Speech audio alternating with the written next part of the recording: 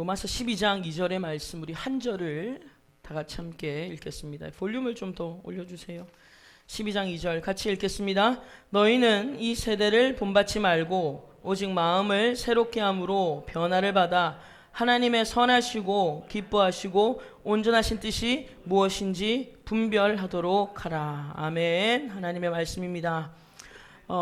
지금 현재 우리 교회마다 지금 예배를 드리지 못하는 이런 안타까운 현실 앞에 있습니다. 우리가 이런 현실들을 볼 때 먼저 우리 안에는요, 함께 예배할 수 있다는 것이 얼마나 큰 은혜인가를 생각하면서 뿐만 아니라 우리의 마음에는 가장 먼저 예배를 함께 할 수 없음에 대한 애타는 마음이 있어야 될 줄로 믿습니다. 지금 이 시국에 예배를 드려도 되냐 안 되냐 이런 것을 우리가 따지기 전에 먼저 이 현실 앞에 먼저 우리가 이 애통하고 비통해야 하는 마음이 함께 아파하는 마음들이 우리에게 먼저 있어야 된다라는 것입니다.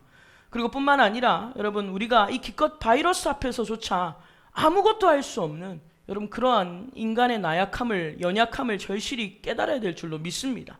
여러분 이 세상에는요 우리가 인간적으로 인간의 힘으로는요 아무것도 할 수 없는 불가항력적인 일들이 일어나죠. 여러분 이러한 일들이 일어나는 이유는 하나님께서 우리로 하여금 이 인간이 하나님 앞에서 참으로 아무것도 아닌 미물에 불과하다.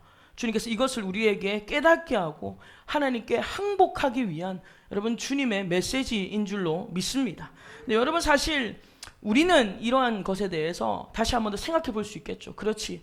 내가 되니 안 되니를 먼저 따지기 전에 내 마음에 정말 이 아픔이 있는가, 슬픔이 있는가, 비통해하고 정말 슬퍼하는 마음이 있는가에 대한 우리의 마음들을 되돌아볼 수 있지만 여러분 사실 이 세대는 그것을 모른다라는 거예요. 그래서 이 세대는요 현재 이 시국에 교회가 예배를 드리나 드리지 않느냐 여러분 이런 것에 렌즈를 갖다 대고 그저 교회를 물어 뜯으려고만 한다라는 것입니다. 그리고 세상은 그런 뉴스들을 대대적으로 보도합니다. 교회가 지금 이렇게 이런 시국에 예배를 드린다, 이런 시국에 교회가 이렇다라는 것으로 여러분 뉴스를 통해서 사람들의 마음을 요동치게 하고 사람들의 마음을 동조하게 하는 것이죠. 이러한 것에 믿음이 연약한 자들은 흔들릴 수밖에 없습니다. 또한 믿지 않는 자들은 당연히 교회를 향하여 손가락질하는 것은 당연한 것이죠. 그리고 또한 여러분 이 세상은 인간은 무한한 존재인데 오히려 인간이 만들어낸 신이라는 존재 때문에 인간이 가지고 있는 능력치를 다 발휘하지 못한다 이렇게 생각을 하는 거예요. 인간은 원래 무한한 존재라는 거예요. 그래서 이 무한한 존재가 마음껏 능력을 발휘해야 되는데 인간이 만들어낸 신 때문에 그러니까 신을 그저 인간이 만들어낸 어떤 존재라고 생각하는 겁니다. 그래서 인간이 만들어낸 신 때문에 인간 안에 있는 이 능력치가 다 발휘되지 못한다라고 생각하면서 오히려 세상은 신이란 존재를 지워버려야 된다라고 이야기를 하고 있습니다. 여러분 이 세대의 논리입니다. 이 세상의 논리입니다. 그들은 창세기 1장 1절부터 성경을 거부하는 것이죠. 근데 여러분 이것이 사실 세상이라는 겁니다. 그래서 여러분 오늘 본문에서 너희는 이 세대를 뭐하지 말아라, 본받지 말아라 라고 바울이 우리에게 얘기를 할 때 과연 성경이 말하는 이 세대, 이 세상이 어떤 의미인가 우리가 오늘 함께 말씀을 좀 살펴볼 텐데 여러분 성경이 말하는 이 세대, 이 세대에 대해서 우리가 세 가지 의미에서 말씀을 우리가 함께 정의를 좀 내려보려고 하는데 이 세대가 가리키는 첫 번째 의미가 뭐냐라는 것인데 자 먼저 갈라디아서 1장을 같이 찾겠습니다. 이 세대에 대해서 갈라디아서 1장 3절에서 4절의 말씀은 무엇이라고 가리키고 있는가? 갈라디아서 1장 3절에서 4절의 말씀 302페이지 신약성경 같이 읽겠습니다. 우리 하나님 아버지와 주 예수 그리스도로부터 은혜와 평강이 있기를 원하노라. 그리스도께서 하나님 곧 우리 아버지의 뜻을 따라 이 악한 세대에서 우리를 건지시려고 우리 죄를 대속하기 위하여 자기 몸을 주셨으니. 아멘.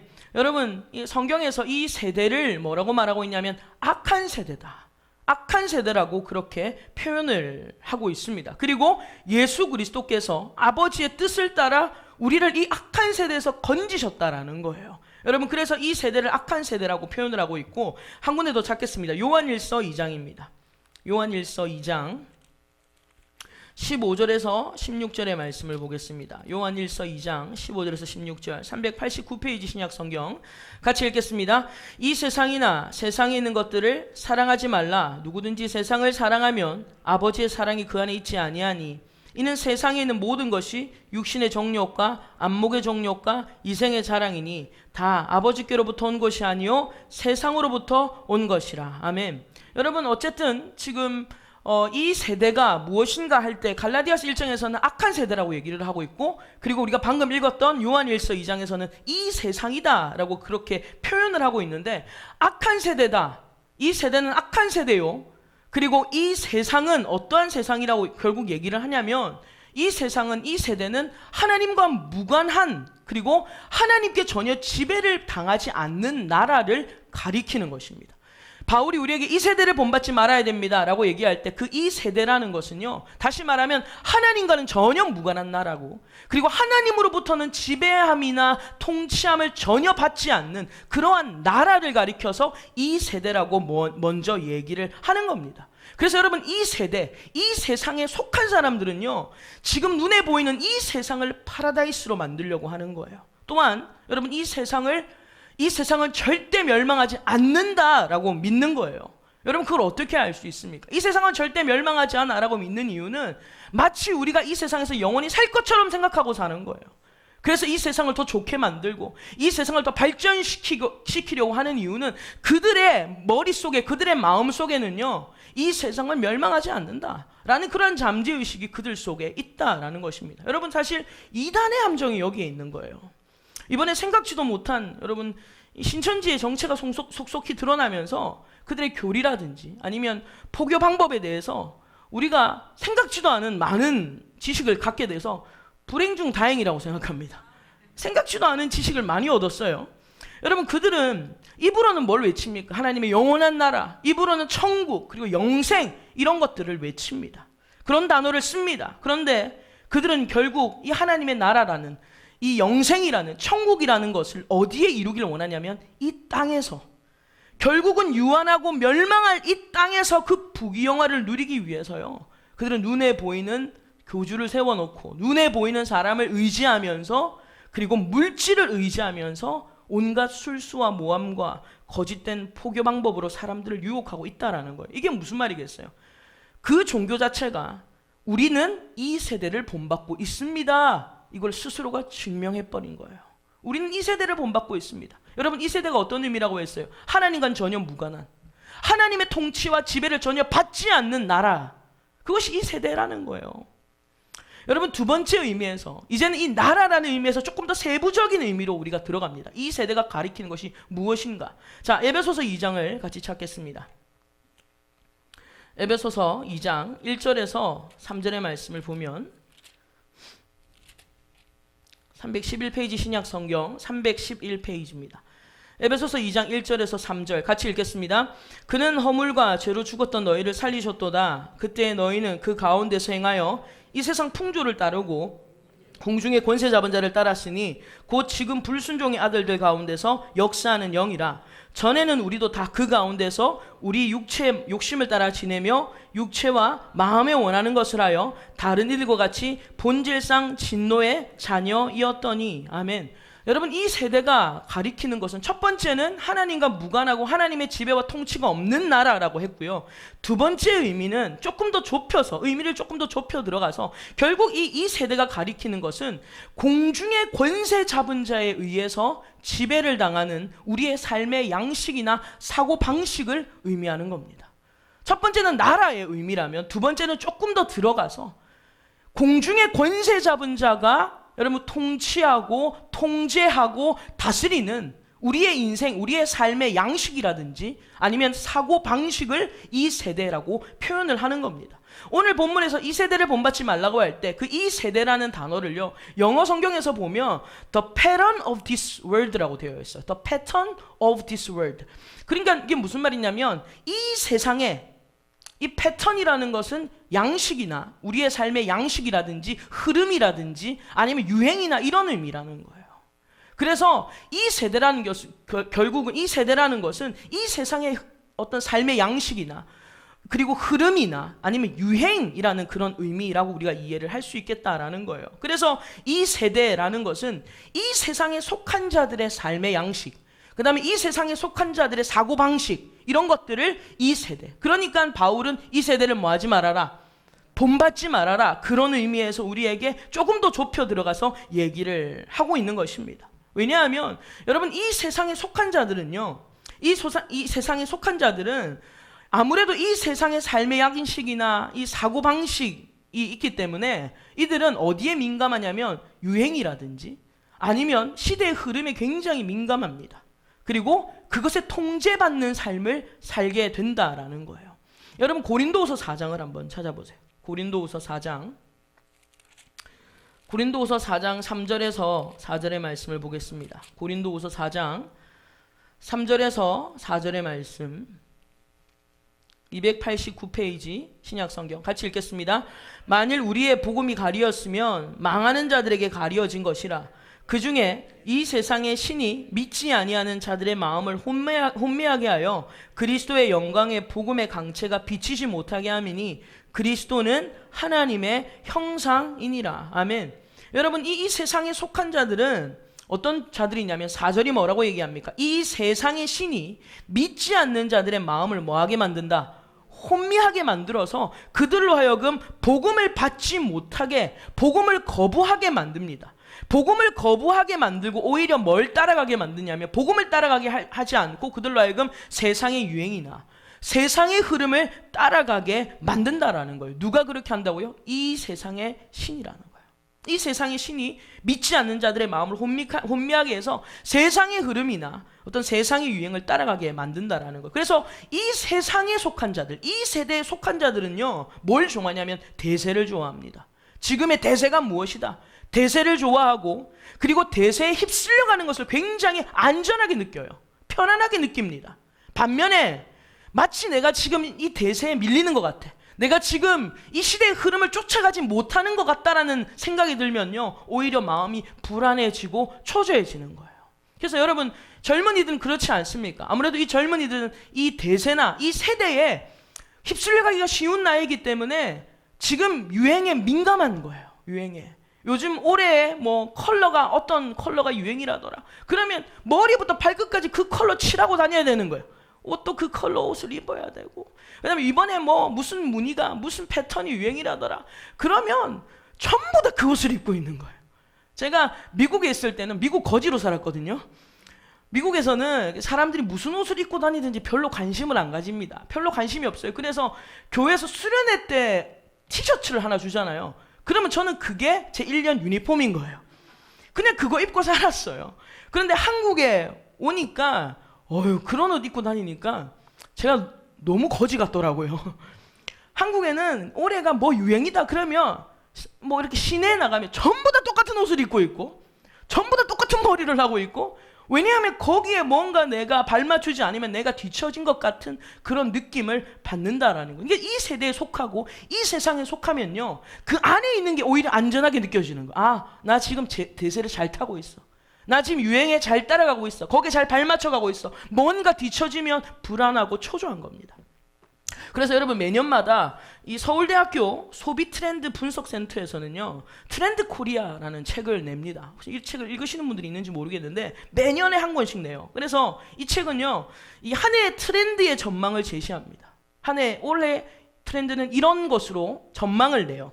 그러면서 앞으로 한국이 이런 흐름으로 갈 거라는 어떤 세상의 추세를 한눈에 보게 하는 책입니다. 물론 저도 매년마다 제가 그 책을 사서 읽기는 합니다. 제가 유행 쫓아가려고 보는 건 아닙니다.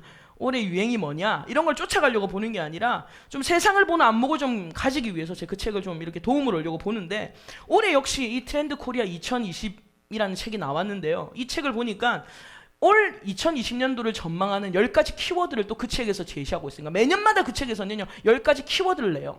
그래서 올해는 이런 것들이 유행을 할 겁니다. 이런 것들이 아마 대세일 겁니다. 라는 것을 이렇게 사람들에게 보여주는 책인데요. 그 중에 제가 한 가지만 얘기를 하면, 10가지를 다 얘기하자는 게 아니라 한 가지만 얘기를 하면, 이제부터, 이제 뭐 무전 옛날에도 그럴 수 있었지만 지금부터는 이 멀티 페르소나가 키워드라는 거예요. 멀티 페르소나. 단어를 좀 기억하십시오. 이 멀티 페르소나라는 게 앞으로 사람들이 멀티 페르소나로 살아가게 된다라는 거예요. 이 페르소나라는 뜻이 무슨 뜻이냐면 고대 그리스 연극 배우들이 썼던 가면의 이름을 페르소나라고 그래요. 그러니까 연극할 때 가면을 쓰잖아요. 그 가면의 이름을 페르소나라고 하는 겁니다. 다시 말하면 이제 사람들이 자신의 한 가지 정체성이나 한 가지 형태로 살지 않고 여러 가지 다원화된 정체성으로 살아가는 시대가 되었다라는 거예요. 나의 한 가지 모습만 드러내지 않고 다양한 모습들로, 다양한 정체성들로 자기의 자아를 확장시키며 살아가는 시대가 이제부터 시작된다라는 겁니다. 예를 들면 이런 거예요. 여러분, 요즘 시대 사람들은요, 한 가지의 직업을 가지기보다 여러 가지 직업을 가지죠. 아침에는 회사에 출근합니다. 아침에는 교사로 출근합니다. 아침에는 공무원으로 출근을 해요. 그 다음 회사에 나갑니다. 그런데 저녁에 집에 들어오면 유튜버가 됩니다. 유튜버가 되고, 아니면 또 사람들에게 운동을 가리키는 개인 PT가 되거나 여러 다른 직업군에 속하게 되는, 다시 말하면 1인 다역의 시대가 됐다는 거예요. 이게 멀티 페르소나라는 거예요. 여러분, 심지어 제가 이 유튜브를 보니까 이 사역자들도 유명한 유튜브들이 많더라고요. 전도사님이신데 굉장히 인기 있는 유튜버예요. 잘생기셨더라고요.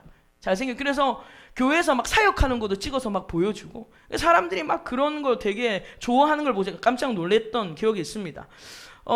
저는 유튜버 아닙니다. 저는 절대 유튜버 아니고 유튜버가 되고 싶은 마음도 없고.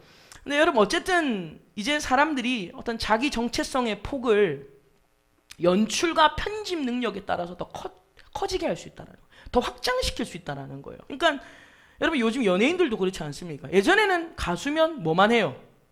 노래만 하죠. 가수만 해요. 배우면 배우만 하고, 아나운서는 사회만 보고. 그게 예전의 풍습이었다면 지금은 아니지 않습니까? 지금은 아나운서가 배우도 하고 가수도 하고, 그리고 또 배우가 가수도 하고 복싱도 하고 운동도 하고 뭐 다양하게 해요. 심지어 요즘에는 트렌드가 뭐예요? 운동선수가 방송인이 되는.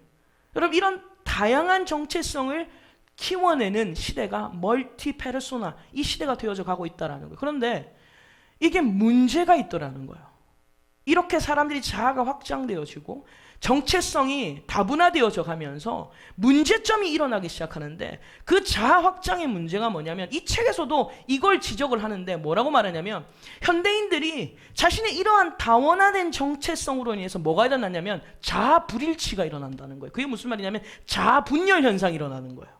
한마디로 내가 누군가, 내가 아침에는 이 사람으로 살고 점심에는 저 사람으로 살고 저녁에는 저 사람으로 사는데 진짜 내가 누군가, 이 자아 분열이 일어나기 시작한다라는 겁니다. 그래서 자신의 진짜 모습이 뭔지에 대한 이 자아의 혼선이 일어나니까 끊임없이 정체성을 향해서 질문을 던지는 거예요.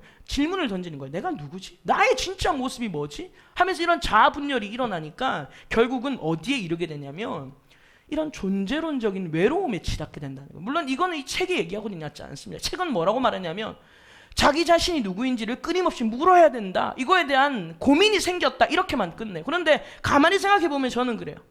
자기가 누군지를 모르다 보니까 결국은 존재론적인 외로움에 치닫게 되는 거예요. 여러분, 물론 인간은요, 하나님을 떠난 그때부터 인간 안에는 영의 존재론적 고독이 있습니다. 우리는 존재론적 외로움이 우리 안에 있어요. 하나님을 떠난 그 순간부터 말하지 않아도 무언가 인간은 외로움이 있는 거예요. 결혼을 해도, 사랑하는 사람을 만나도 인간의 심령 안에는요, 이 외로움이 그들을 자리 잡고 있는 이유는 우리가 영으로부터, 하나님으로부터 이 죄가 떠났기 때문에 우리는 그때부터 이미 우리 안에는 존재론적 고독이 있습니다. 그런데 우리는 그걸 외면하려고 하는 거예요. 외면하려고 우리는 어떻게 해요? 부지런히 다양한 페르소나로 포장을 하는 거예요. 부지런히 바쁘게 살아보려고 노력을 하는데 결국은 다시 자아가 분열됩니다. 내가 누구지? 나는 뭘 하지? 그리고 존재론적 외로움 앞에 또 서게 되는 거예요. 그래서 여러분, 사람들은 그 외로움을 채우려고 뭘 합니까? 알코올을 마시고, 그 다음에 게임을 하고, 도박을 하고, 여러 성적인 중독에 빠지고, 이러다가 결국 인생을 파멸의 길로 몰고 가는 거예요. 여러분, 그래서 이 시대는요, 이 멀티 페르소나가 던지는 질문들을 해소하기 위해서요, 세상도 가만히 있지는 않습니다. 어떻게든 채워주는 것으로 보여야 될 거 아니에요, 이 세상이. 그래서 세상도 가만히 있지 않습니다. 많은 움직임들이 있어요. 그 중에 하나가 뭐냐면 바로 요가나 명상 이런 거예요. 요가나 명상이 막 일어나는 이유가 바로 그겁니다. 자신의 내면을 들여다보라는 거예요. 네가 누군지 네 내면을 들여다보라는 거예요. 네 마음을 살펴보라는 거예요. 자신을 성찰하라는 겁니다. 그래서 여러분 이 요가나 명상이요, 북미나 유럽에서는요 대세입니다. 정말이에요. 대세예요. 휩쓸어요. 근데 한국은 그렇게 많이 하진 않아요. 왜냐하면 한국은 원래부터 뼛속 깊이 뭐가 있냐면 이게 불교 사상이 있잖아요. 우리는 뼛속 깊이 불교 사상이 있어요. 그래서 이 한국은 원래 불교나 유교로 다져진 나라이기 때문에 명상이나 뭐 요가 이런 것들이 크게 활발하진 않는데, 연예인들이 막 요가를 하니까 이제 요즘에는 뭐 너도 나도 요가를 하는 이 유행처럼 하게 되는 것이지만, 사실 북미권이나 유럽은요 이 동양 사상의 영향력이 그들을 휩쓸었다고 해도 과언이 아니에요. 그 중에 한 사람이 바로 애플의 창시자 스티브 잡스예요. 이 스티브 잡스는요 이제 몇 해 전에 세상을 달리했는데, 생전에 동양 사상, 젊을 때부터 동양 사상에 굉장히 심취했던 사람입니다. 그리고 심지어 선불교를 굉장히 추앙했던 사람이에요. 그래서 이 스티브 잡스는요 뭘 주장하냐면, 인간의 교육으로 다져진 이성은 한계가 있다. 사람이 정신의 집중을 통해서 인간의 직관을 따라야 된다. 이걸 주장하는 거예요. 이게 바로 선불교 사상이거든요. 사람들이 배워서 교육을 해서 얻은 이성, 이거 한계 있어. 인간이 자기 자신에게 집중을 해서 내 안에서 일어나는 직관, 그것을 쫓아가야 무한한 능력이 개발되고 무한한 능력이 나오게 된다라고 주장했던 사람이 바로 이 스티브 잡스예요. 그래서 이 스티브 잡스는 그런 마인드가 있었기 때문에 그걸로 비즈니스를 한 겁니다. 그래서 애플이 성공하게 된 이유가 거기 있는 거예요. 굉장히 심플하죠. 저도 애플을 많이 쓰긴 하는데 굉장히 심플해요. 다른 잡다한 것보다 심플해요. 그런 심플함들이 어디서 오냐면 그런 선불교적 사상에서 오는 것이라는 겁니다. 근데 여러분, 이러한 동양적 사상의 핵심이 뭐냐면, 제가 서두에 말씀드린 대로 결국 인간 안에는 무한한 신이 될 능력이 있다라고 믿는 거예요. 인간 안에 무한한 능력이 있다라고 믿는 겁니다. 자신의 내면을 들여다보고 자신의 내면에 집중하는 수련을 통해서 결국 인간은 신과 같이 될 수 있다. 신과 같은 능력을 발휘할 수 있다라고 믿는 게 이 동양의 사상이다라는 것입니다. 그래서 불교도 그렇지 않습니까? 이 불교도 우리가 내 자신을 들여다보고 수련하여서 우리 자신이 부처가 되는 거예요. 결국 우리 자신이 결국 신적인 존재가 되는 것입니다. 근데 여러분, 제가 이걸 가만히 생각해 보니까 이게 뭐냐면 결국 창세기 3장이에요. 창세기 3장에 뱀이, 사단이 사람을 어떻게 꼬십니까? 너도 하나님같이 될 수 있다. 너도 하나님같이 될 수 있다. 이렇게 마귀가 유혹을 한 것입니다. 결국 사단이 왕노릇하는 세상은요, 우리에게 뭘 주장하냐면 네 인생의 주인은 너야. 네 인생의 주인은 너고, 네가 네 인생을 주체적으로 이끌어가야 되고, 네가 네 인생을 마음껏 사용할 수 있다라고 우리에게 푸시하고 우리에게 그렇게 이끌고 가는 것이 바로 이 세대의 사상이다라는 거예요. 그래서 이 세상의 방식을 쫓아가다 보면, 이 세대를 쫓아가다 보면요, 처음에는 그렇지, 내 인생의 주인은 나지, 아무도 컨트롤 못하지, 아무도 나한테 말 못해, 내 인생의 주인은 나야 하면서 마치 내가 무한한 존재인 양, 내가 내 인생의 주인인 것처럼 살아가는데요. 그런데 여러분, 모든 인간은 하나님으로부터 분리된 그 순간부터 우리 안에는 존재론적 외로움이 있어요.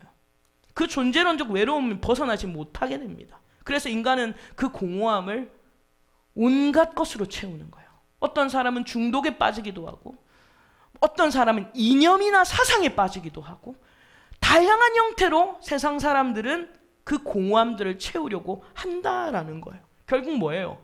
그 세상의 굴레, 그 세상의 어떤 양식이나 계속 돌아가는 패턴 속에서 결국 노예 생활하는 겁니다. 노예 생활.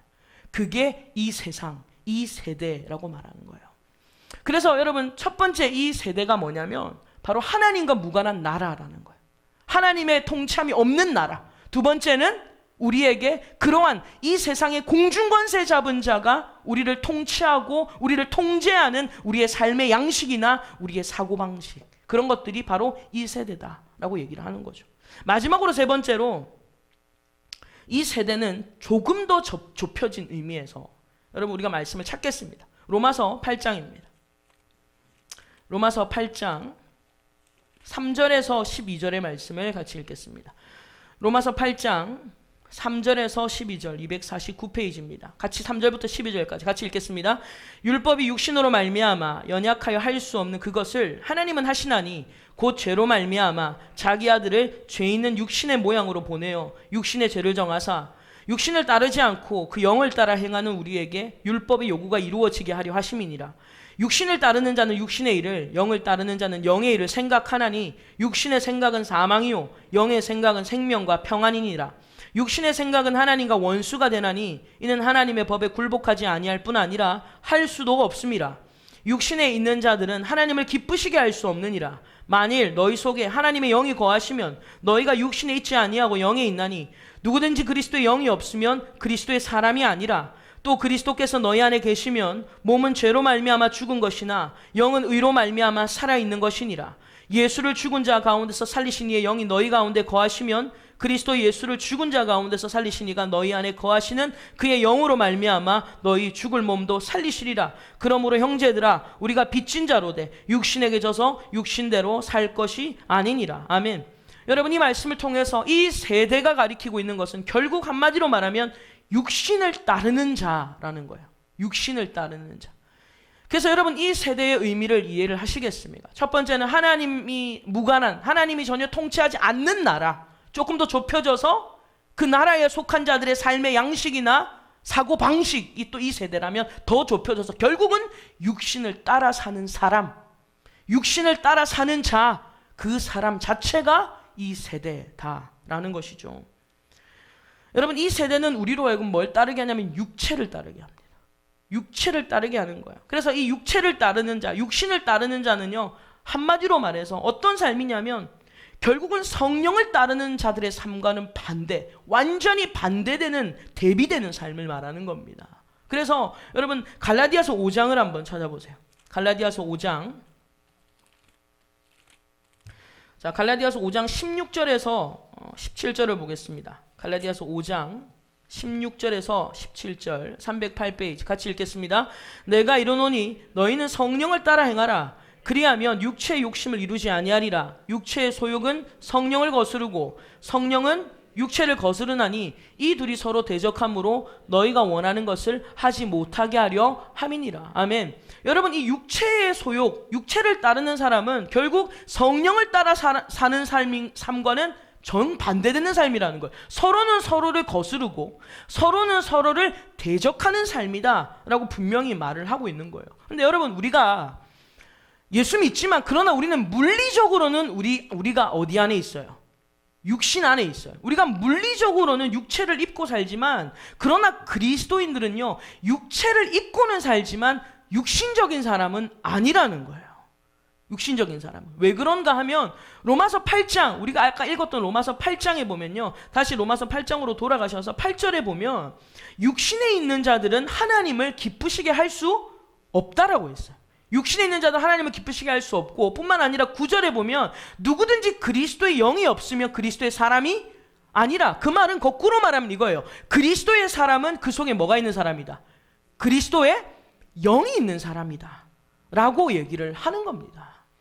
여러분, 아무리 세상에 학식 있는 철학자라든지 아무리 석학이라든지 그리고 이 시대에 뛰어난 정치인이고 제 아무리 뛰어난 종교인이라고 해도 여러분, 그들이 가지고 있는 지식 그리고 그들이 가지고 있는 교육 방법으로는요, 이 세대와 하나님의 나라를 구분할 길이 없어요. 뭐가 이 세대며 뭐가 이 하나님의 나라인지를 구분할 길이 없고, 그리고 어떤 방법, 인간의 어떤 방법으로도 사람을 선하게 만들 길이 없습니다. 선하게 만드는 것처럼 보이지만 사실 그렇지 않다라는 거예요.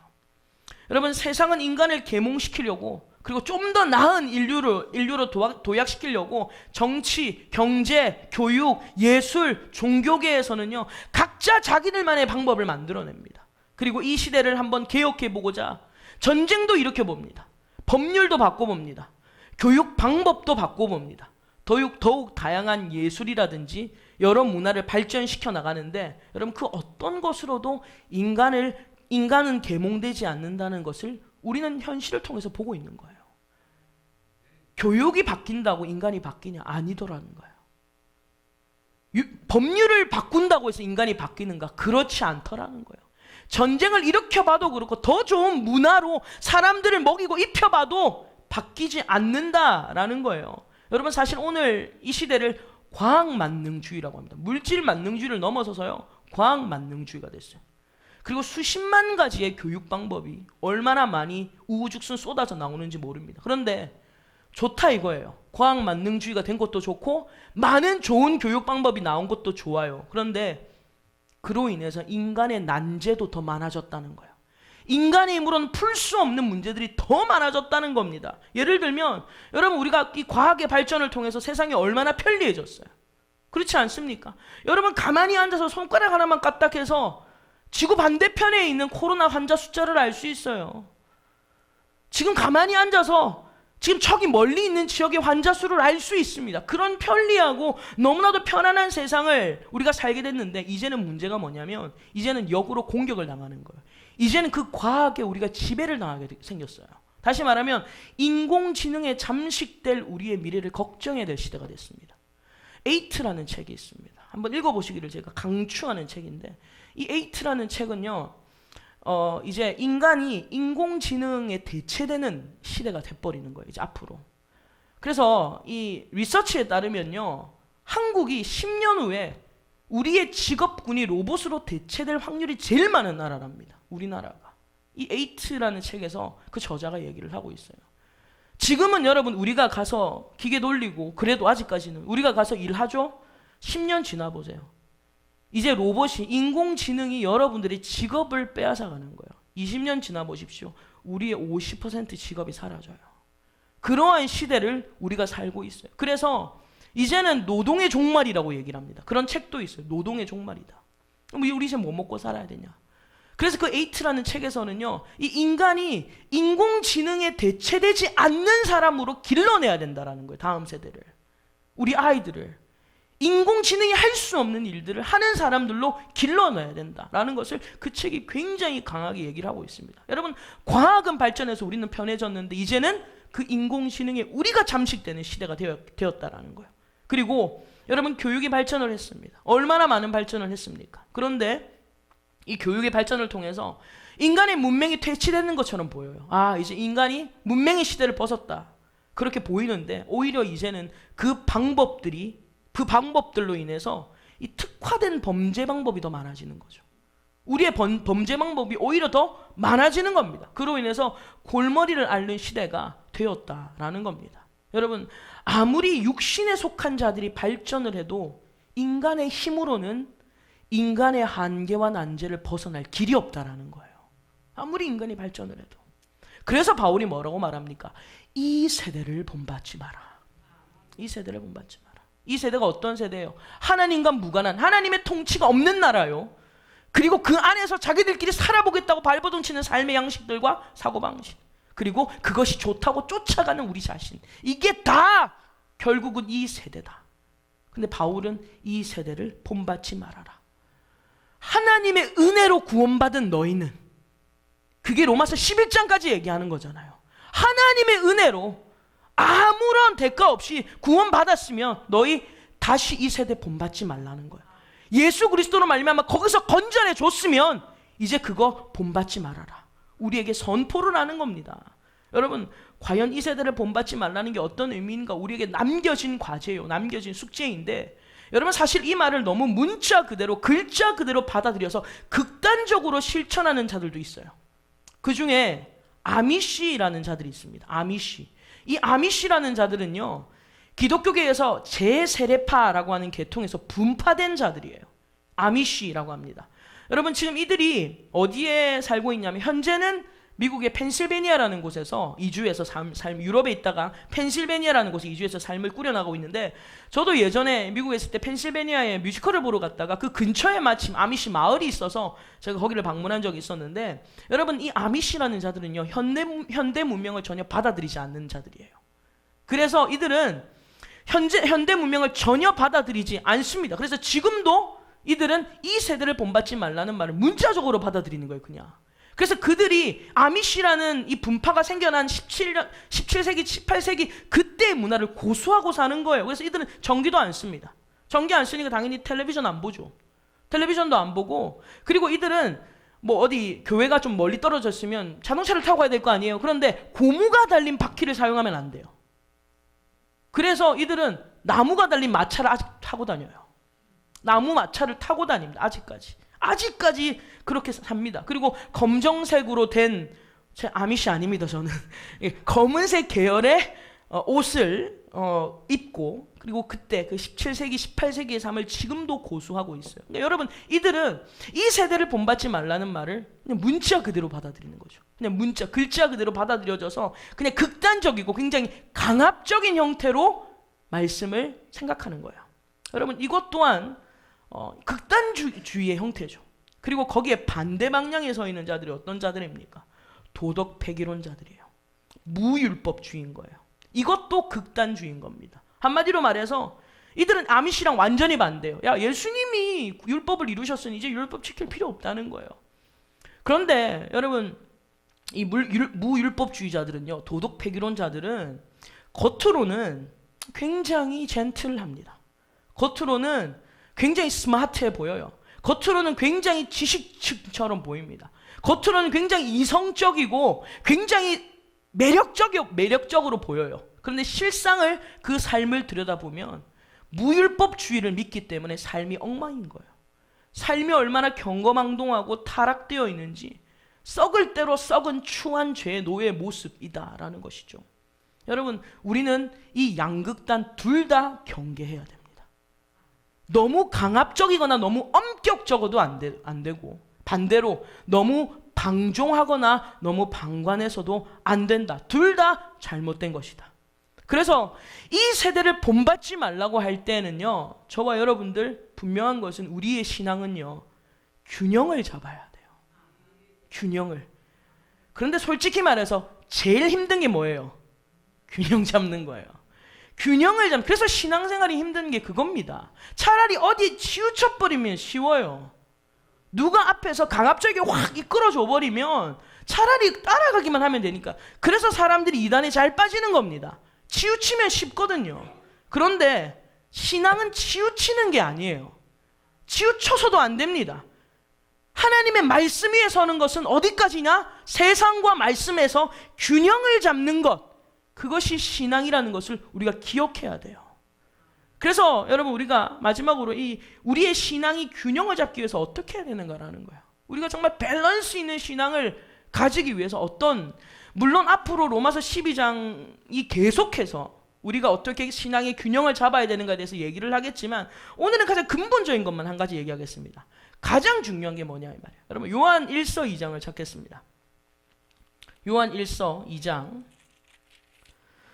우리가 세상에서 어떤 밸런스를, 어떻게 균형을 잡아야 될지가 힘들 때가 너무 많아요. 여러분, 그때 이 중심이 있어야 돼요. 2장 15절의 말씀 한 절 같이 읽겠습니다. 이 세상이나 세상에 있는 것들을 사랑하지 말라. 누구든지 세상을 사랑하면 아버지의 사랑이 그 안에 있지 아니하니. 아멘. 여러분, 이 말씀이 무슨 말이냐면, 이 세상이나 세상에 있는 것들을 사랑하지 말라는 것은 결국 하나님을 사랑하는 마음이 우리 마음의 중심의 축이 되어야 된다는 거예요. 우리의 신앙의 중심의 축은 다른 게 아니라 하나님을 사랑해야 된다. 하나님을 사랑하는 것. 여러분, 중심이 있어야 넘어져도 일어납니다. 그게 오뚜기예요. 오뚜기는요, 넘어지지 않잖아요. 넘어지잖아요. 오뚜기 밀면 히떡 뒤집어져요. 얼마나 재미있는지 몰라요. 그런데 재미있는 건 뭐냐면, 밀어도 띠용, 저렇게 밀어도 띠용. 왜 그래요? 중심이 있어서 그래요. 우리가 그런 겁니다. 여러분, 우리 안 넘어져요? 오늘 죽으면 죽으리라 오기는 왔는데 집에 가면 또 불안해, 또 염려되고. 여러분, 우리는 집에만 가면 히떡 나자빠졌다가 교회만 오면 바로 섰다가 정신없어요. 오뚜기들이 얼마나 많은지 정신이 없습니다. 그런데 중요한 거는 넘어져도 일어날 힘이 있어야 되는 거예요. 그 중심이 있어야 되는데, 그게 뭐냐면 하나님을 사랑하는 마음이라는 거예요. 넘어지죠. 우리가 왜 안 넘어져요? 여기 안 넘어지는 사람 어디 있어요? 넘어져요. 쓰러져요. 연약해서 또 자빠져요. 그런데 우리를 다시 일으키는 힘이 뭐냐면 하나님을 사랑하는 것, 여러분, 이것이 우리의 신앙의 중심이 돼야 되는 거예요. 그래야 여러분, 우리가 그러한 삶에서부터 균형 잡힌 삶들을 살아낼 수 있다라는 것입니다. 하나님을 사랑하는 것, 이것이 너무너무 중요하다라는 거예요. 그래서 여러분, 우리가 기도할 때 하나님, 제가 주일 성수 잘하게 해주시고 뭐 이거 잘하게 해주시고 저거 잘하게 해주시고, 그것보다 더 중요한 건 하나님을 가장 사랑하게 해주십시오. 그걸 기도하셔야 돼요. 하나님, 제가 주일 성수 잘할 수 있도록 환경을 열어주시고 뭐 이런 거 기도하는 것도 좋은데, 더 중요한 건요, 하나님 사랑하게 해주세요. 여러분, 하나님 사랑하면 다 되거든요. 하나님 사랑하면 이겨낼 힘도 생기고, 하나님 사랑하면 이 세상을 외면할 힘도 생겨요.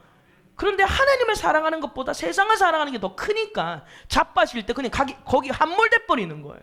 일어날 힘이 없는 거예요. 왜? 중심이 없으니까. 근데 여러분, 쓰러지고 안 자빠지려고 막 바둥바둥 되는 게 아니라 하나님을 사랑하는 것, 이것이 신앙생활에서 너무너무 중요하다라는 거예요. 그래서 아까 전에 읽었던 15절에 뭐라고 되어 있어요? 하반절에 이렇게 되어 있죠. 누구든지 세상을 살아가면 아버지의 사랑이 그 안에 있지 아니하다 그랬어요. 그러니까 하나님의 사랑이 내 안에, 내 중심에 있게 해달라고 기도를 해야 된다라는 거예요. 여러분, 하나님의 사랑은요, 이 성경을 하나로 관통하는 소실점입니다. 창세기부터 요한계시록을 하나로 꿰뚫는 소실점이 뭐냐면 사랑이라는 거예요. 하나님의 사랑이에요. 그래서 여러분, 이 하나님의 사랑이 소실점이 된다는 것은 결국 이게 뭘 말하겠습니까? 이 세대가 가진 모든 문제와 그 문제와 해결점을 만나게 하는 소실점은 결국 하나님의 사랑밖에 없다는 거예요. 하나님의 사랑밖에. 그래서 하나님의 사랑이신 예수님이 이 땅에 오신 거 아닙니까? 예수님이 이 땅에 오셨고, 그 예수님으로 인해서 이 인간이 연약하여 해결할 수 없는 그 본질적인 문제가 해결이 된 거예요. 하나님의 사랑, 이것이 너무너무 중요한 겁니다. 그래서 여러분, 오늘 본문 2절에 바울이 내가 1절에 하나님의 모든 자비하심으로 너희에게 권한다 하면서 2절에 우리에게 얘기하는 게 그거예요. 결국 2절은요, 소극적인 자세와 적극적인 자세를 얘기하는 건데, 소극적으로는 이 세상을 본받지 말아라, 이 세대를 본받지 말아라. 그러면 적극적으로 뭘 해야 되냐면, 오직 마음을 새롭게 함으로 변화를 받아 하나님의 선하시고 기뻐하시고 온전하신 뜻이 무엇인지를 분별하라는 거예요. 그거를 이제 우리가 하고 살아야 된다는 건데, 근데 여러분, 마음이 변화돼야 분별이 되는 겁니다. 마음이 변화 안 되면 분별이 안 되는데, 그런데 사람을 변화시킬 수 있는 힘은 사랑밖에 없어요. 믿으세요? 사람을 변화시킬 수 있는 사랑밖에 없어요. 왜냐하면 사람을 아무리 강압적으로 억압하고 나의 권위와 지위로 사람들을 눌러도요, 사람은 절대 변화되지 않습니다. 억지로 사람을 바꿔보려고 겁을 주고 소리를 질러도 그때는 움츠려드는 것 같은데 사람은 변화되지 않아요. 오히려 속에 반항심만 생겨요. 거부하려는 마음만 생깁니다. 그리고 반대로 그냥 가만히 내버려둬도 사람은 안 바뀌어요. 알아서 하겠지. 여러분, 이것도 아이들은 안 바뀝니다. 그냥 아이들에게 무섭게 한다고 아이들이 변화되는 것도 아니고, 가만히 내버려도 알아서 하겠지, 이것도 아이들은 절대 변화되지 않는다. 사람은 변화되지 않는다라는 거예요. 그러면 사람을 변화시키는 게 뭐냐? 사랑입니다. 그래서 믿음과 소망과 사랑 중에 제일은 사랑인 거예요. 믿음도 중요하죠. 소망도 중요하죠. 그런데 제일 중요한 것은 사랑이에요. 사랑만이 사람을 변화시킬 수 있어요. 유한한 인간의 사랑도요, 사람을 잠깐 변화시키더라고요. 그런데 영원하신 하나님의 사랑은 우리를 충분하고 넉넉하게 변화시킵니다. 그 사랑으로 변화받아야 시대가 분별되고 하나님을 사랑하는 마음이 있어야 이 세대를 본받지 않을 힘이 생기는 거예요. 여러분, 예수님의 제자들이 변화된 것도 결국 예수님의 사랑 때문입니다. 예수님을 3번 부인했던 베드로에게 주님이 찾아갔어요. 주님이 다른 것 안 물어봤어요. 너 왜 이랬어? 제가 그런 적 없는데요. 여러분, 베드로가 요즘 시대에 안 태어난 게 다행인 줄 알아야 돼요. 요즘 시대에 태어났으면 CCTV 다 돌려요. 너 그때 거기서 3번 부인했잖아. 안 했는데 블랙박스 다 돌리고 난리 납니다. 사람들이 댓글 달고 난리 나요. 진짜 나쁜 놈이라고 막. 그런데 여러분, 주님이 다른 것 안 물어보고 딱 한 가지 물어봐요. 네가 나를 사랑하느냐? 넘어져 있는 베드로에게 한 가지 물어보셨어요. 네가 나를 사랑하느냐? 오늘 저와 여러분들, 우리의 인생에 우리의 연약함 때문에 쓰러지고 자빠질 때 많잖아요. 우리는 그때 어떻게 해요? 이 못난 놈, 아유 그래 나는 안 돼, 그러면서 나 자신을 더 눌러버려요, 죄책감에.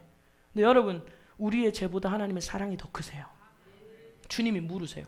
네가 나를 사랑하느냐? 주님이 그거 한 가지 물으셨어요. 그리고 베드로를 회복시킵니다. 그때 베드로가 뭐라고 대답해요? 내가 주를 사랑하는 줄 주께서 아시나이다. 여러분, 이 대답이 참 은혜가 되는 겁니다. 왜냐하면 베드로는요, 자기가 행동이 있기 때문에 주님, 제가 주님 사랑합니다 이렇게 말 못하는 거예요. 떳떳하게 말 못해요. 그런데 여러분, 베드로는 자기가 한 행동 때문에 떳떳하게 예수님을 사랑한다고 말할 수 없었지만, 그래도 베드로의 마음속에는 뭐가 있었냐면 미비 하나마 예수님을 사랑했던 흔적이 있는 겁니다. 자기가 예수님을 사랑했던 흔적이 있는 거예요. 주님이 그걸 아시죠. 그리고 주님께서 다시 부릴 듯 그 마음의 사랑을 일으켜 주실 때, 여러분, 베드로는 주님을 따르는 자가 되는 거예요. 여러분, 그런데 더 재밌는 건 이렇게 성경이 끝나면 너무 좋은데 요한계시록 21장 끝에 또 한 사건이 나와요. 요한복음 21장에 보세요. 여러분, 요한복음 21장 찾아보세요. 요한복음 21장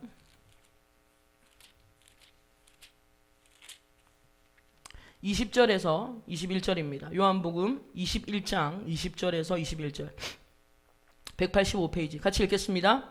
베드로가 돌이켜 예수께서 사랑하시는 그 제자가 따르는 것을 보니 그는 만찬석에서 예수님의 품에 의지하여 주님을 파는 자가 누구오니까 묻던 자라. 이에 베드로가 그를 보고 예수께 여짜오되 주님, 이 사람은 어떻게 되겠사옵나이까? 여러분, 이 말씀이 어떤 말씀이에요? 주님을 이제 따르겠다, 주님의 사랑 앞에 주님을 따르겠다라고 결단을 했는데, 베드로가 주님을 따르려다가 자기 눈앞에 누가 들어오냐면 요한이 들어오는 거야.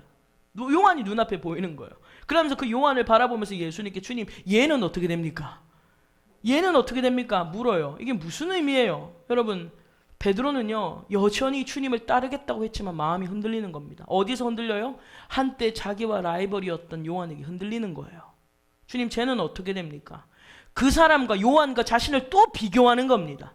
그때 주님이 이렇게 말씀하시는 거예요. 22절이에요. 같이 읽겠습니다. 예수께서 이르시되 내가 올 때까지 그를 머물게 하고자 할지라도 내게 무슨 상관이냐? 너는 나를 따르라 하시더라. 아멘. 우리는 끊임없이 누군가와 나를 비교합니다. 주님, 저 사람은 저런데 나는 어떡하나요?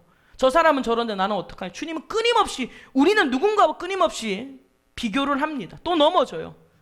베드로도 주님을 따라가겠노라고 말해놓고서는 또 연약해요. 또 넘어집니다. 또 흔들려요. 그런데 그때 주님이 뭐라고 말씀하셨어요? 네가 무슨 상관이냐? 너는 나를 따르라. 네가 그걸 신경 쓸 게 아니라 너는 나를 따르라. 그 말은 무슨 말입니까? 주님께 시선을 고정시키라는 거예요. 다른 것에 마음을 나누지 말고, 다른 것으로 염려하지 말고, 주님, 그럼 이건 어떡합니까? 주님, 그럼 이건 어떡합니까? 주님, 따르긴 따르겠는데, 주님, 그럼 이 상황에서는 예배를 드려야 되나요? 말아야 되나요? 교회를 가야 되나요? 가지 말아야 되나요? 우리 얼마나 많이 그런 걸 물어요. 이건 돼요? 안 돼요? 주님만 바라보라는 거예요. 되냐 안 되냐의 문제가 아니라 먼저 물어봐야 될 것은 내가 지금 이 순간에도 주님을 사랑하느냐를 물어야 돼요. 예배를 가도 되냐 안 되냐를 묻는 게 아니라 내가 지금 이 상황이 이렇지만, 시국이 이렇지만, 나라가 힘들지만 그래도 내가 주님을 사랑하는가? 이걸 물으셔야 돼요. 여러분 자신에게. 여러분, 이것이 균형 잡는 신앙인 줄 믿습니다. 이게 합리적인 예배예요. 사람들은 이성적이게 얘기한다는 거야. 야, 지금 이런 시국에 이러면 안 돼, 저러면 안 돼. 자기들만의 주장들로 막 싸워요. 그게 중요한 게 아니라 지금 이 힘든 시기 가운데 그럼에도 불구하고 내가 주님을 사랑하느냐. 여러분, 이것이 우리의 신앙의 핵심이 되어야 될 줄로 믿습니다. 여러분, 우리는 연약해서 또 넘어지고, 또 밀면 넘어지고, 또 밀면 자빠지는데, 우리의 연약함, 여러분, 하나님의 사랑이 우리의 연약함을 이기십니다. 그래서 우리는 주님을 바라봐야 돼요. 주님을 사랑하는 것에 우리의 마음의 중심을 둬야 된다는 것입니다. 오늘 말씀을 정리하면서 여러분, 우리가 이 세대를 본받지 않기 위해서 앞으로 계속해서 로마서를 배워갈 텐데, 다른 어떤 노력보다 가장 중요한 건 하나님을 사랑하는 것입니다. 여러분, 이 세대를 통치하는 마귀는요, 어떻게든 우리를 하나님으로부터 떼어놓으려고 모든 것을 동원해서 발악을 할 거예요. 그런데 성경이 뭐라고 약속했어요? 그 어떤 피조물이라도 우리를 우리 주 예수 그리스도 안에서 있는 하나님의 사랑에서 끊을 수 없으리라. 마귀가 아무리 우리를 하나님으로부터 끊어내려고 해도 어떤 피조물도 끊어낼 수 없다라고 성경이 우리 가운데 약속하고 있다는 거예요. 그래서 저와 여러분들이 이 말씀을 붙잡아야 돼요. 이 말씀을 붙잡고 끝까지 주님을 바라보는 선한 싸움을 싸워야 돼요. 주님을 바라보는 선한 싸움. 이런 상황이지만 이걸 해도 되냐 안 해도 되냐의 문제를 따지기 전에 주님을 사랑하는가를 따져야 돼요. 내가 주님을 바라보고 있는가. 여러분 이것을 물으셔야 됩니다. 오늘 저와 여러분들 우리 모두가 지금 힘든 시기를 보내고 있지만 이 가운데 우리의 시선을 주님께 고정시켜야 돼요. 주님은 지금도 일하십니다. 그런데 우리는 물어요. 주님 뭐 하고 있어요? 뭐 하고 있어요? 주님이 일하시는 게 안 보이는 이유가 뭐냐면 주님을 안 보고 있어서 그래요. 그런데 주님을 바라보면 주님이 일하시는 게 눈에 보여요.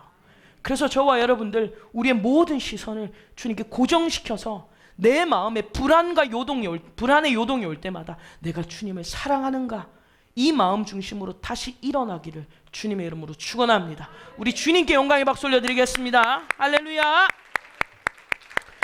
우리 함께 찬양하시겠습니다. 오늘 우리 시선이라는 찬양 가사를 생각하시면서 우리 함께 믿음의 고백을 담아서 하나님 앞에 올려드리겠습니다.